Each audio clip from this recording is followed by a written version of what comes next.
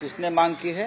कांग्रेस। देखिए, कांग्रेस के प्रेसिडेंट है खड़गे साहब, लीडर ऑफ अपोजिशन है राज्यसभा में, वरिष्ठ नेता है इस देश के राजनीति में।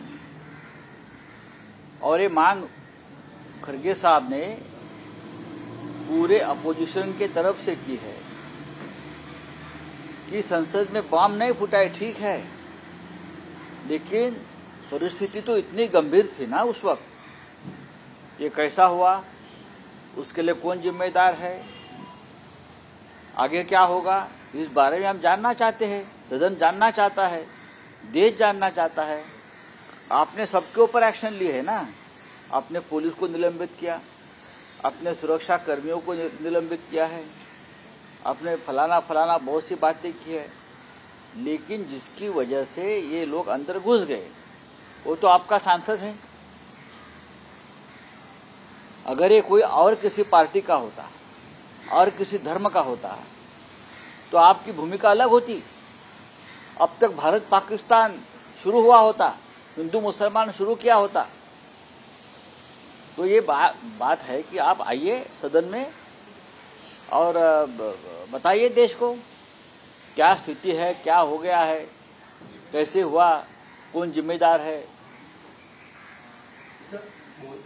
हाँ, राहुल गांधी ने इसी चीज को लेकर उन्होंने कहा है कि मुख्य मुद्दा जो है वो है बेरोजगारी। राहुल गांधी जी ने कोई गलत नहीं कहा, ये हमने भी कहा था। जो बच्चे अंदर गए थे, ठीक है, उनकी दिशा, उनका तरीका वो गलत है, लेकिन वो भारत माता की जय, बेरोजगारी, महंगाई के मुद्दे लेकर ही अंदर घुस गए थे। अगर कोई हमारी बात सुनती नहीं है तो हमारे बेरोजगार युवा इस अराजकता का ऊपर उतर जाते हैं। जिम्मेदार सरकार है। भगत सिंह ने पार्लियामेंट पर बॉम्ब डालने की कोशिश किया, बॉम्ब डाला था, एक विद्रोह उसके मन में था। हम समर्थन नहीं कर रहे हैं, लेकिन इस देश में बेरोजगारी एक बड़ा मुद्दा है।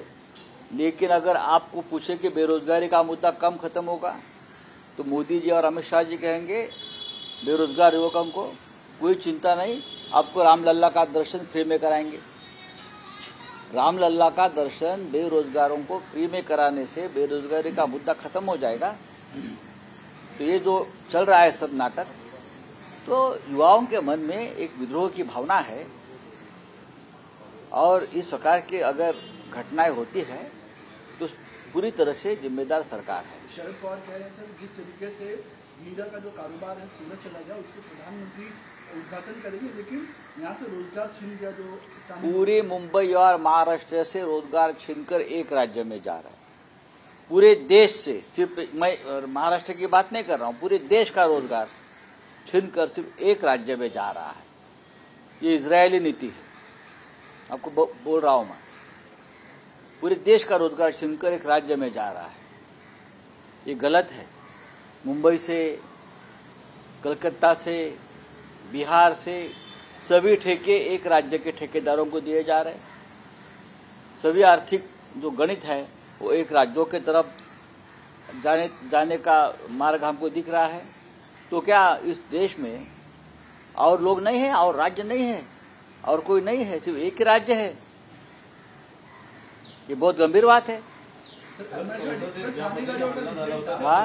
में का जो इंसिडेंट हुआ था उसमें अभी तक पुलिस ने कोई गिरफ्तारी नहीं करी है। MSRDC के बेटे आप जाइए, ये सवाल मुख्यमंत्री से पूछिए, आप जाइए ये सवाल गृह मंत्री से पूछिए, आप जाइए ये सवाल थाने के पुलिस कमिश्नर से पूछिए। अगर आप हमसे पूछते हैं ना ये सवाल, तो आप ये हिम्मत करिए मीडिया ने, मुख्यमंत्री, गृह मंत्री, इस देश के और राज्य के पुलिस कमिश्नर जाकर पूछिए।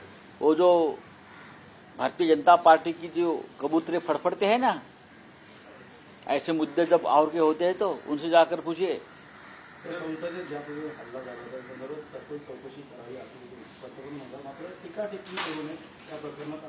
आपण आतापर्यंत काय करत होता प्रधानमंत्रीजी? कोणीही टीका टिप्पणी करत नाही, कोणीही नाही, कोणाला गरज पडली नाही। देशाच्या सुरक्षेचा मुद्दा आहे। पण एक लक्षात घ्या, या देशाच्या संसदेमध्ये काही अज्ञात व्यक्ती घुसतात हल्ला सदृश्य, बॉम्ब टाकला सदृश्य परिस्थिती निर्माण करतात, अराजक माजवतात. मुळात इतकी मोठी सुरक्षा व्यवस्थेला तडे पाडून जेव्हा आतमध्ये जातात तेव्हा या संसदेच्या सदस्यांचा अधिकार आहे सरकारला जाब विचारण्याचा. गृहमंत्र्यांनी संसदेमध्ये यायला हवं आणि त्याच्यावर चर्चा करायला पाहिजे. तुम्ही चर्चेपासून का पळ काढता? सांगा ना सत्य काय आहे, ते का घडलं? या मागचं मुख्य कारण बेरोजगारी आणि महागाई आणि बेरोजगारी. ही बेरोजगार मुलं वैफल्यग्रस्त होऊन संसदेमध्ये शिरली. ती दहशतवादी आहेत का? अजिबात नाही. त्यांना दहशतवाद विरोधी कायद्याखाली अटक केली. पण या मुलांच्या भावना या विद्रोहाच्या भावना आहेत. त्याच्यामुळे या देशाच्या भावना आहेत. 2 कोटी बेरोजगारांना आपण रोजगार देणार होता, त्याचं काय झालं? ते दिला नाहीत. त्यातून आलेले फ्रस्ट्रेशन राहुल गांधींनी खरं तेच सांगितलेलं आहे आणि आम्ही तेच म्हणतोय. मुख्य मुद्दा या देशामध्ये बेरोजगारीचा आहे. रामलल्लाचं फुकट दर्शन घडवून बेरोजगारीचा मुद्दा संपणार नाही, एवढंच मी सांगतो. कर्जबाजारीमुळे शेतकऱ्यांची आत्महत्या होते असं मोहन भागवत म्हणतात, ते काय आहे? मग कर्जबाजारी शेतकरी का होते याच्यावर त्यांनी तोडगा द्यावा. भागवत साहेबांनी, सरसंघ चालकांनी त्यांच्या सरकारला हा तोडगा द्यावा. कशा करता या आत्महत्या का होत्या? उद्या धारावीत आत्महत्या होतील अशी परिस्थिती आहे. काल धारावीमध्ये जो मोर्चा निघाला, त्याची चेष्टा या राज्याचे मुख्यमंत्री करतात, उपमुख्यमंत्री करतात. तुम्ही कोणाची दलाली करताय? उद्योगपतीची, भांडवलदाराची? काय म्हणताय ते? माणसं बाहेरून आली होती का? होय, प्रधानमंत्री मोदींनी जी चंद्रावरती यान उतरवलेलं आहे ना, त्याच्यामुळे तिकडे ट्रॅफिक सुरू झालंय आणि ती सगळी माणसं चंद्रावरून आली होती. पण प्रश्न मुंबईचा होता ना, प्रश्न धारावीचा होता ना. माणसं चंद्रावरून येऊ द्या का मंगळावरून येऊ द्या, माणसं बाहेरून येऊ द्या. या मुख्यमंत्र्यांना काय कळतं का? कोणाची दलाली करतायत ते? ही मुंबई भांडवलदारांपासून वाचवण्यासाठी 106 लोकांनी काय केलंय? हौतात्म्य पत्करलाय आणि पुन्हा पत्करू. एका भांडवलदाराच्या घशात ही मुंबई जात आहे. त्याला का हुंडा म्हणून दिलीय का मुंबई? ही मुंबई मराठी माणसाची आहे. मुख्यमंत्र्यांनी स्वतःचं मराठी पण गुंडाळून ठेवलं असेल दिल्लीच्या पायाशी, तसं सांगावं त्यांनी. कालचा मोर्चा हा इशारा मोर्चा होता. माणसं चंद्रावरून आली, सूर्यावरून आली, मंगळावरून आली, हे प्रश्न विचारण्यापेक्षा त्या माणसांच्या मुखात कोणत्या गर्जना होत्या? त्या होत्या धारावी बचाव आणि मुंबई वाचवा आणि अडाणीच्या घशातून मुंबई काढा. या काय देशाची मागणी आहे. अरे कसला बोली. शिवसेना ने कभी भी विकास विरोधी भूमिका नहीं ली, इसलिए ये 50-60 साल से इस मुंबई में औद्योगिक विकास हो गया ना शिवसेना के होते हुए. शिवसेना के ट्रेड यूनियन हर जगह पे है. हमने कभी हड़ताल या स्ट्राइक नहीं किया है क्योंकि विकास की गति रुकती है. ये शिंदे कल बोल रहे थे, उप मुख्यमंत्री, बाहर से लोग लाए थे. हाँ, हम चांद से लोग लाए थे. मोदी जी ने ऊपर चांद पर एक छोड़ा है ना आपका यान, तो अब एक ट्रैफिक खुल गया है, तो वहां से लोग आए. लेकिन मुद्दा मुंबई का था ना, धारावी का था. आप किसकी दलाली कर रहे हो? एक उद्योगपति की, एक भांडवलदार की? हाँ, सर पुढारीच्या ओपन फोरम मध्ये काल नितेश राणे होते आणि नितेश राणे मैंने उस बारे में अभी उस बारे में कहा. क्या है? गांधी ने ये भी कहा है कि हमें ये भी देखना होगा कि वो जो लड़के थे या फिर एक जो लड़की बेरोजगार थे, बेरोजगारी के उस बारे में मैंने बात किया. बेरोजगारी बड़ा मुद्दा है इस देश में. एक फ्रस्ट्रेशन है युवाओं में फ्रस्ट्रेशन है. पकौड़े नहीं तल सकते, पकौड़े तलने के लिए भी जगह चाहिए ना, वो आप दीजिए ना. फिर सर इस कॉन्स्पिरेसी के पीछे क्या है वो देखिए. कोई नहीं है कॉन्स्पिरेसी. बेरोजगार लोग है, युवा बेरोजगार है, महंगाई से त्रस्त है, किसान आत्महत्या कर रहा है, उसका फ्रस्ट्रेशन युवाओं में मुझे दिख रहा है.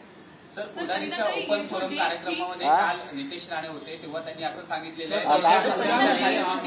सिग्निफाई कर रही थी जो पार्लियामेंट पे अटैक हो रहा था, वो डेट पे एग्जैक्टली ऐसी चीज होना कैसे देखते हैं? जमात उससे जिम्मेदार सरकार है.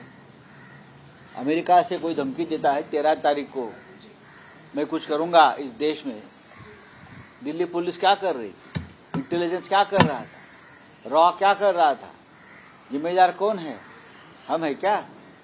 बार बार धमकियां मिल रही थी ना आपको। अमेरिका से कोई खलिस्तानी एक धमकी दे रहा था, ऐसे मैं सुन रहा हूं। आपको इस प्रकार का अलर्ट का मैसेज आया है। हाँ, तो आप क्या कर रहे थे मुझे बताइए। आप चुनाव में व्यस्त थे, आप शपथ ग्रहण में व्यस्त थे, आप मुख्यमंत्री बनाने में व्यस्त थे। चलिए, थैंक यू।